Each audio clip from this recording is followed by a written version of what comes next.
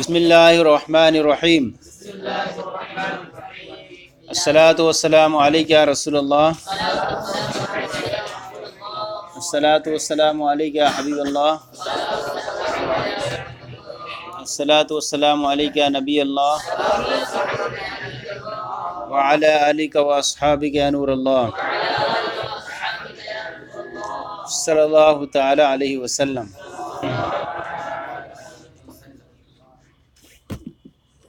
ہم نے تیسرا باب شروع کیا تھا، الباب الثالث فی التقدیم والتاخیر۔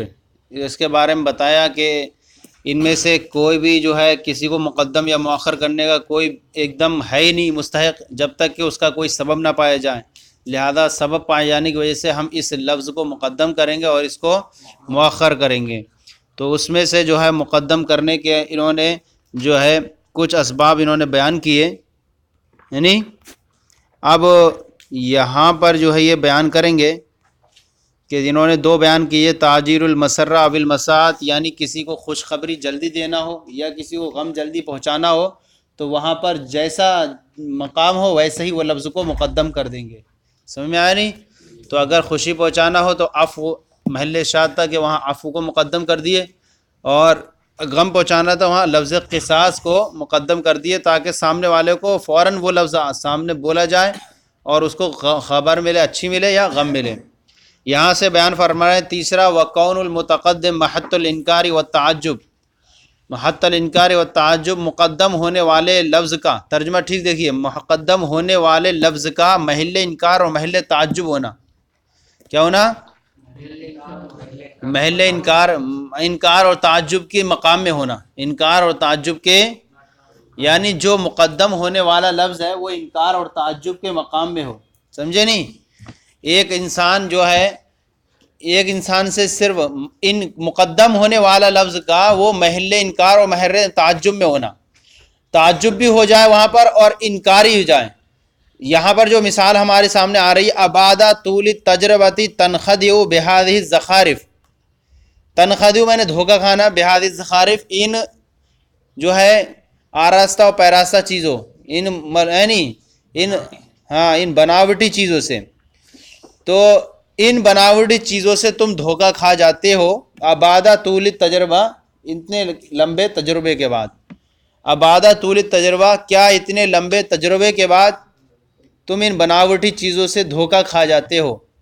یہاں پر حمزہ استفہام انکاری ہے، محل انکار ہو گیا، تعجب کا ہے، انکاری ہو گیا، اور اصل عبارت تھی تنخدع بہذہ الزخارف بعد طول تجربہ، یہ عبارت اصل اس طرح تھی، کیا تھی؟ تنخدع بہذہ الزخارف بعد طول تجربہ، یہ بعد طول تجربہ سب سے لاسٹ میں تھا، اور ہم اس کو رکھتے ہوئے اب ہم جملہ پڑھیں، کیا تم دھوکہ کھا جاتے ہو ان بناوٹی چیزوں سے لمبے تجربے کے بعد؟ تو جب یہاں اسے مقدم مؤخر کر دیتے تو تعجب نہیں ہو پاتا، اسے مؤخر کر دیتے تو اتنا تعجب نہیں ہوتا، صرف انکاری تو سمجھ میں آتا کہ حمزہ استفہام ہے انکاری، یعنی تمہیں دھوکہ نہیں کھانا چاہیے، لیکن لمبا تجربہ کے بعد جب ہم نے اس کو مقدم کر دیا تو ساتھ ساتھ تعجب بھی ہو گیا۔ تمہارا تو اتنا فنکار ہو، ماہر ہو، تمہارے بازار میں ایک زمانے سے تم جو کیا کر رہے ہو، مارکیٹنگ کر رہے ہو، پھر بھی یہ تم دھوکہ کھا گئے۔ ابادہ طول تجربہ، کیا اتنے لمبے زمانے کے بعد تم ان بناوٹی چیزوں سے دھوکہ کھا جاتے ہو؟ لوٹ گیا کوئی، لوٹ لیا کسی نے، ٹھگ لیا، تو اب اس کو کیا کہیں گے اس ٹائم پر؟ کیا اتنے لمبے تجربے بعد تم دھوکہ کھاتے ہو؟ تو انکار تعجب ہوا نہیں یہاں پر؟ تو یہ بعد طول تجربہ اس کو مقدم کر دیا، اس کس لیے؟ تاکہ تعجب کا مقام ہے یہ، اور انکاری کیسے ہو گیا؟ حمزہ استفہام انکاری، یعنی تمہیں کیا ہے، کھا جاتے ہو، مطلب کیا؟ تمہیں نہیں کھانا چاہیے، انکاری ہے نا، یعنی تمہیں اتنے لمبے تجربے کے بعد دھوکہ نہیں کھانا چاہیے۔ تو یہ کوئی استفہام ہی نہیں ہے کھا رہے ہو، کھاتے ہو کیا؟ نہیں، بلکہ نہیں کھانا چاہیے، تو یہ حمزہ استفہام ہی ہوں گے۔ اب مقدم ہونے والے کا محل تعجب اور محل انکار ہونا ہو گیا، نہیں؟ تعجب کی جگہ میں بھی حمزہ استفہام ہے، اور بعد طول تجربہ کو یہاں مقدم کر دیا جو اصل میں کیا تھا، سب سے لاسٹ میں تھا، تو لاسٹ میں کر دیتے تو اتنا جو ہے تعجب کا مقام نہیں ہوتا، کیونکہ ساتھ ساتھ فوراً یہ ہوتا، کیا تم دھوکہ کھا جاتے ہو یعنی ان بناوٹی چیزوں سے لمبے تجربے کے بعد۔ تو ایک طور سے یہ اس میں حصر ایک طور سے نہیں آتا اس طرح، لیکن جب اسی کو ہم نے مقدم لیا ہے اور حمزہ استفہام سے قریب کر دیے تو ایک سر تعجب بھی ہوا, انکار بھی ہوا. کیا اتنے لمبے, اب اس میں تھوڑا بولنے میں بھی کیا, اتنے لمبے تجربے کے بعد یہ پہلے آیا, اتنے لمبے تجربے کے بعد تم بناوٹی چیزوں سے سمجھا نہیں. تو مقدم ہونے والے کا محط الانکار و تعجب کیا ہونا, انکار اور تعجب کی جگہ ہونا, انکار اور تعجب کے. تو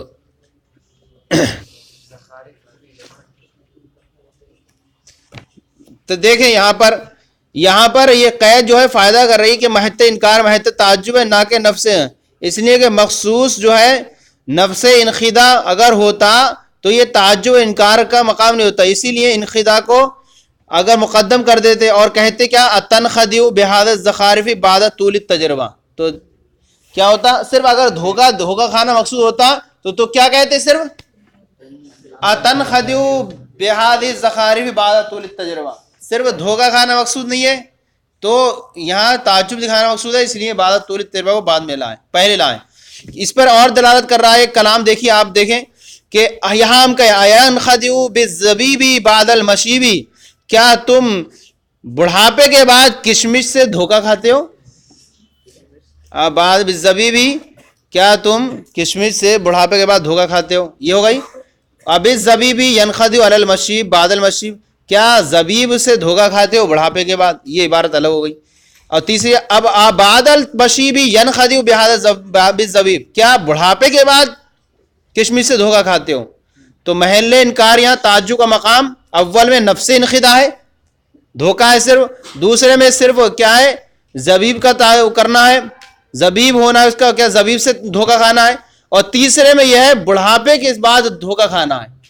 تو یہ جو ہے تیسرا والا بعد المشیب کو جو لائیں یہ تعجب کا مقام ہوا. تو جیسے بعد المشیب میں تعجب کا مقام ہو رہا ہے, ایسی بعد طول تجربہ کو مقدم کرنے سے کیا ہو رہا ہے, تعجب کا مقام ہوا. سمجھ آ گیا نہیں. چلیں وسلوک سبیل الترقی, ترقی کے راستے پر چلنا, ترقی کے راستے پر چلنا. اے الاتیان بالعام اولا ثم الخاص بعدہ, یعنی پہلے عام کو لانا پھر خاص کو لانا. کیا طریقہ کار ہے ہمارا کہ ہم پہلے کہاں سے چڑھتے ہیں, عام لاتے ہیں, پھر اس کے بعد پھر خاص, پھر اس کے بعد خاص, ایسے لاتے رہتے ہیں. سمجھے نہیں. اور اس کا مقصد یہ ہوتا ہے کیونکہ جہاں خاص پایا جائے گا وہاں عام ضرور پایا جائے گا, لیکن جہاں عام پایا جائے خاص پایا جائے کوئی ضروری نہیں, یعنی بلکہ نہیں, عام جہاں پایا جائے گا اس کے تحت خاص ضرور پایا جائے گا. تو اس درجہ یہ ہے کہ ہم پہلے عام کو لاتے ہیں پھر اس کے خاص کو لاتے ہیں. اب خاص کو لاتے ہیں اس طور پر, یہ خاص کو لاتے ہیں, تو اب یہاں جہاں خاص پایا جائے گا وہاں عام ضرور پایا جائے گا, جہاں خاص پایا جائے گا وہاں عام ضرور پایا جائے گا, لیکن کوئی ضروری نہیں جہاں عام پایا جائے وہاں خاص بھی پایا جائے. جیسے کہ ہم نے کہا کہ کلام فصیح, یہ کلام فصیح ہے, تو یہ فصیح ہونا یہ عام ہے, فصیح کلام فصیح پایا جائے گا, کوئی ضروری نہیں کہ بلیغ بھی پایا جائے, لیکن جہاں بلیغ پایا جائے گا وہاں فصیح بھی پایا جائے گا, صحیح بھی پایا جائے گا. تو یہ ہم پہلے کیا چڑھیں گے, حاضل کلام صحیح, یہ عام ہے, یہ عام ہے. تو یہاں اس کے اندر پوری چیزیں شامل ہیں ابھی, یعنی جب ہم نے صحیح بولا تو صحیح کے اندر وہ بھی فصیح بھی آ گیا, بلیغ بھی آ گیا. اب یہ عام ہے کس کی طرف نظر کرتے ہوئے, فصیح کی طرف نظر کرتے ہوئے. پھر اب ہم اس کے بعد اگر رکھیں گے تو ہم کہیں گے حاضل کلام فصیح.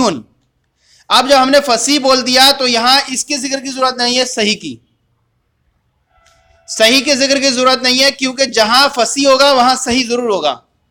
تو یہ صحیح یہ عام ہے کس کی طرف نظر کرتے ہوئے, فصیح کی طرف نظر کرتے ہوئے, اور فصیح عام ہے بلیغ کی طرف نظر کرتے ہوئے.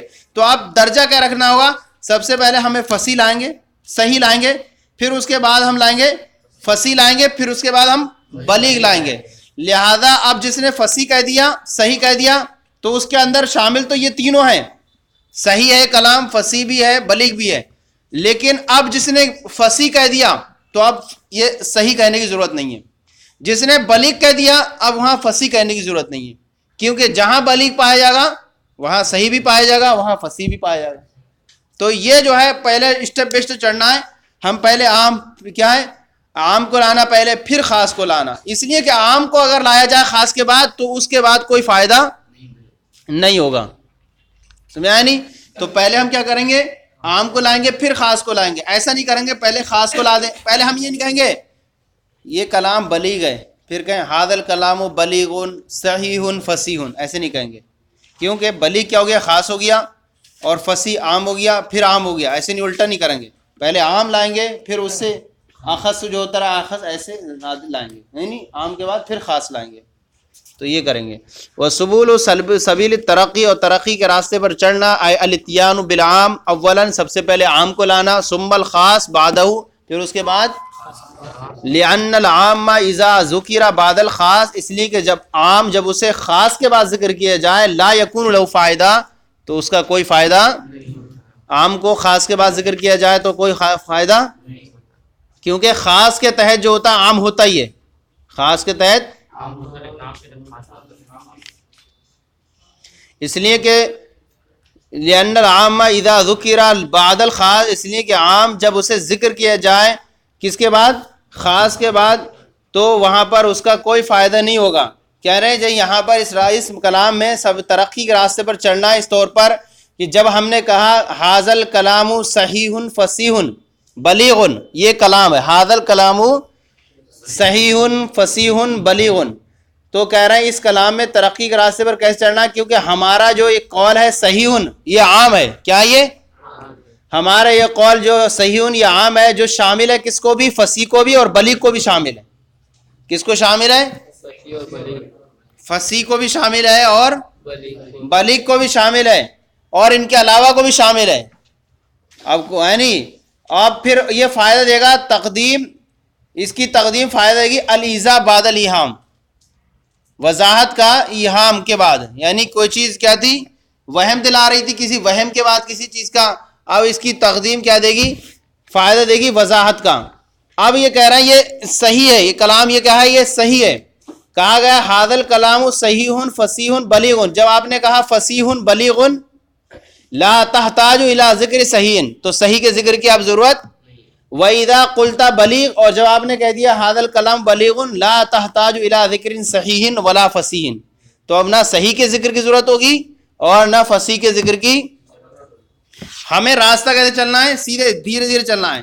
ہم کہیں گے پہلے ھذا الکلام صحیح پھر اس کے بعد فصیح پھر بلیغ, تو یہ کیا ہے عام ہے, پھر یہ فصیح یہ عام ہے کس کی طرف نظر کرتے ہوئے, بلیغ کی طرف نظر کرتے ہوئے, اور بلیغ کیا ہے یہ خاص ہے. یہ اب یہ دونوں عام ہو گئے, تو پہلے ہم نے عام لیا پھر اس سے خاص پھر اس سے خاص, یعنی تو یہ ایسے راستہ چڑھا ہم نے. اب اگر ہم اوپر سے ہی ذکر کر دیں اوپر والے کو تو یہ اب لانے کی اس کے بعد ضرورت نہیں ہے, یعنی اوپر سے ہم نے بلیغ لے لیا تو اب ان کو لانے کی کوئی حاجت نہیں ہے, کیونکہ جو بلیغ ہوگا وہ فصیح بھی ہوگا وہ صحیح بھی ہوگا. لیکن ایسے چڑھیں گے ہم نیچے سے تو درجہ بدرجہ چڑھیں گے, یعنی پہلے فصیح لائیں گے پھر صحیح لائیں گے, فصیح پہلے صحیح لائیں گے پھر فصیح لائیں گے پھر بلیغ لائیں گے. لیکن اوپر سے ذکر کر دیں گے ہم ہاں, تو اب اگر ہم نے بلیغ ذکر کر دیا تو فصیح کی ضرورت نہیں ہے, یا ہم نے فصیح ذکر کر دیا تو اب صحیح کی ضرورت نہیں ہے. سمجھ آ گیا نہیں؟ اس لیے کہ عام جب اسے ذکر کیا جائے خاص کے بعد تو اس کے لیے کوئی فائدہ نہیں ہوگا. جیسے کہا جائے ھذا الکلام صحیح فصیح بلیغ, جب آپ نے کہا فصیح بلیغ تو صحیح کے ذکر کی ضرورت نہیں ہوگی, اور جب آپ نے بلیغ کہہ دیا تو نہ صحیح کے ذکر کی ضرورت ہوگی اور نہ. چلیں 5واں نمبر, و مراعات ترتیب الوجودی, ترتیب وجودی کی رعایت کرنا. کس کی؟ ترتیب وجودی کی رعایت کرنا. ترتیب وجودی یعنی جو چیز ظاہر میں وجود میں پہلے ہے, یعنی لفظ میں بھی اس ترتیب کا خیال رکھنا, اس کو بولتے ہیں ترتیب. سمجھے؟ یعنی ترتیب وجودی کا خیال رکھنا, یعنی لفظ میں بھی اسے مقدم کیا جائے جو چیز وجود میں مقدم ہے. سمجھا؟ یعنی اس کو بولتے ہیں ترتیب وجودی کی رعایت کرنا. جیسے کہ لا تأخذہ سنۃ ولا نوم, نہ اسے اونگ آتی ہے اور نہ نیند, نہ اسے اونگ آتی ہے اور نہ اللہ کے بارے میں آیا, نہ اسے اونگ آتی ہے نیند. تو اب یہاں پر دیکھیے ترتیب وجودی کی رعایت کی گئی، کیونکہ سب سے پہلے مقدم جو ہوتی اونگ ہوتی ہے، پھر نیند آتی ہے انسان کو. پہلے انسان جھٹکے لیتا ہے ایسے کر کے، پھر بعد میں پڑ جاتا ہے لیٹنے کے لیے. تو کیا ہوا؟ پہلے اونگ ہوئی نا. ایسے ڈائریکٹ تو کسی کو ایک دم نیند نہیں آتی ہوگی، تھوڑا بہت ہوتا. عام طور پر یہی ہے، یہ الگ ہے بستر پہ لیٹا ہے انسان تو وہاں اونگ کا نہیں ہوتا ہے، وہ لیٹا تو ایک دم تھوڑی نیند دیر میں آ گئی. لیکن عام طور پر کیا ہوگا؟ اونگ آتی ہے پھر نیند آتی ہے نا. تو ترتیب وجودی کی رعایت کرنا، جیسے یعنی جو چیز لفظ میں، جو چیز وجود میں مقدم ہو اس کو لفظ میں بھی مقدم کر دیا جائے. جیسے اللہ تعالیٰ کو نہ اونگ آتی ہے اور نہ نیند، تو یہاں پر اونگ پہلے ہوتی ہے نیند بعد میں ہوتی ہے، تو لفظ میں بھی اونگ کو پہلے رکھا اور نیند کو سمجھ گیا نہیں؟ نیند کے بعد اونگ آتی ہے. ہاں نیند آ گئی اسے، اب وہ وہیں جو ہے سوتے میں ہی ایسے کرے کیا؟ کیوں؟ دیکھیں تو سنا کو مقدم کیا، محل شاہد کیا ہے؟ سنا کو مقدم کیا نوم پر ذکر میں، کیونکہ یہ مقدم ہے وجود میں بھی، اس لیے کہ یہ سنا یہ نام ہے کس چیز کا؟ اس سستی کا جو نیند سے پہلے ہوا کرتی ہے نہیں. چلیں ترتیب وجودی کا رعایت. وَالنَّص عَلَى الْعُمُومِ عَلَى عُمُومِ السَّلْبِ أَوْ سَلْبِ الْعُمُومِ، یہ تھوڑا ہارڈ ہے، اس کو تھوڑا دیکھ لیں ایک بار. اور عموم سلب یا سلب عموم پر صراحت کرنا، عموم سلب یا سلب عموم پر صراحت کرنا، نص کرنا. دیکھیں یہاں پر تھوڑا آپ ذہن میں یہ رکھیں، لفظ عموم کو دیکھ لیں آپ، لفظ عموم پہلے آ رہا ہے تو اس سے مراد کون سا ہوگا؟ عموم سلب یعنی کل وغیرہ. لفظ مثبت جملے کو، مثبت الفاظ کو پہلے رکھ دیں. عموم مانے عام کر دینا، تو عموم سلب، ہاں تو پہلے جو ہے مثبت جملوں کو ہم مثبت الفاظ کو رکھیں گے، اور جہاں سلب عموم ہو تو وہاں منفی الفاظ کو پہلے رکھ لیں. اس سے آپ کو آسانی ہو جائے گی عموم سلب سلب عموم میں پہچاننے میں، کہ جہاں ہم عموم آ رہا ہے شروع میں تو اس سے کون پہلے لفظ آئیں گے؟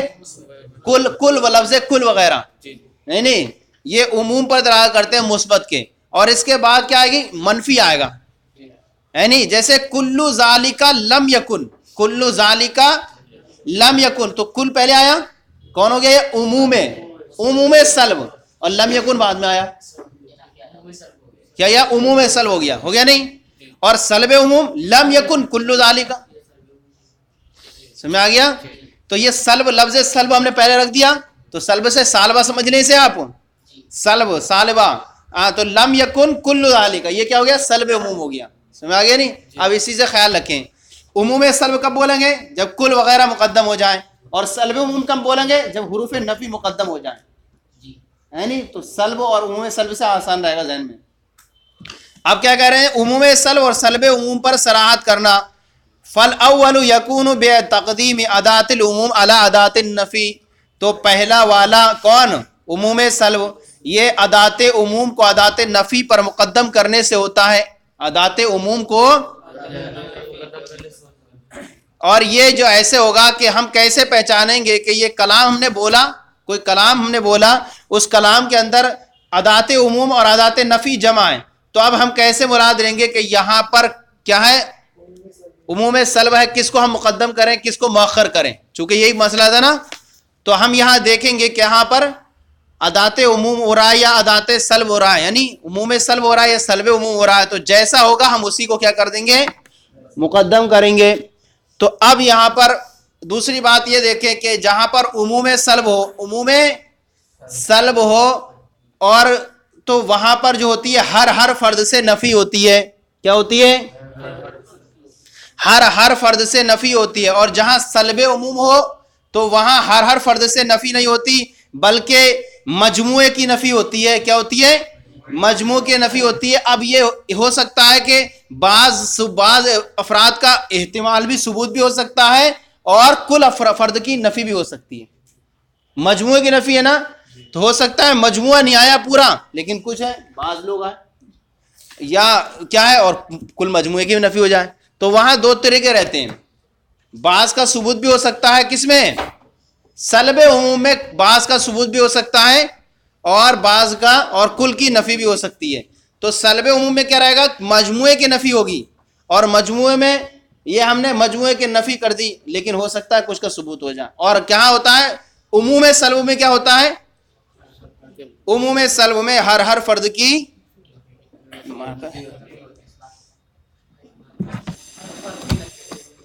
ہر فرد کی نفی ہوتی ہے۔ کل ذالک لم یکن، یہ کل ذالک کیا ہے؟ عموم سلب ہے۔ کیا یہ؟ اور یہ عموم ہے یہ کس پر؟ لم یکن پر۔ یہ کیا ہے؟ سلب عموم ہے۔ اب ہم اس کو کر دیں لم یکن کل ذالک، تو کیا بن گیا؟